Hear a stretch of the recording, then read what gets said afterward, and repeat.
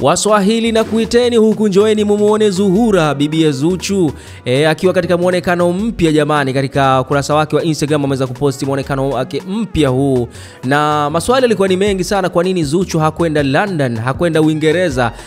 Lakini leo tumepata majibu bwana. Kumbe kuna sherehe ambayo yeye atatumbuiza, ambapo ndo leo usiku atatumbuiza katika hiyo sherehe. Lakini kabla hatujaangazia kuni sherehe hiyo, kuna comments nyingi sana hapa katika hizi picha, ikiwemo comment ya mume wake Diamond Platnumz akicomment katika hizi picha na kumsifia bibi ya Zuhura. Comment ya kwanza ni kutoka kwa WCB Wasafi, kaandika kwamba muke ya bosi. Hii ni account ya Wasafi. Lakini huyu anaitwa Haji Manara, mzee wa maneno mengi, akasema shem. Alafu huyu mwingine anaitwa Official Baila, akasema the lioness Zoo wa Baila, akasema nakupenda bwana.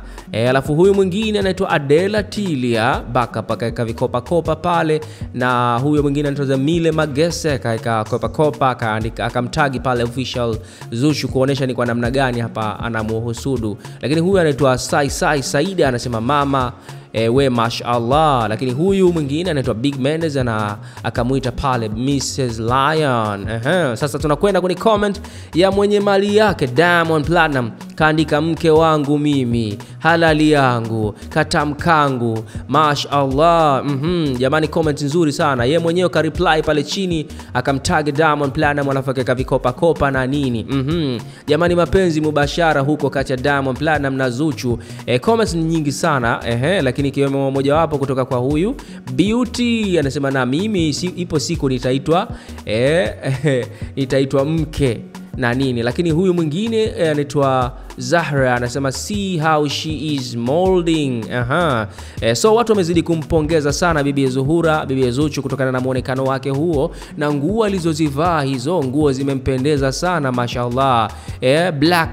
Black outfit fulani hivi ambaye imenyooka.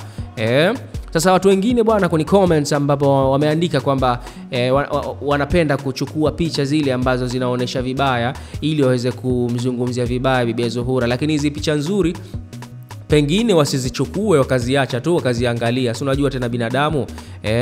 Lakini pia vile vile jamani, tutakuwa tumepata majibu kuhusiana na issue nzima kwamba why Zuchu hakwenda Uingereza. Ilikuwa si rahisi. Watu wengine wakasema kwamba labda pengine Zuchu kaachwa kwa sababu kule mambo ya wivu angekuwa mengi, ndio maana Zuchu huwa anaachwa katika safari za Mondi.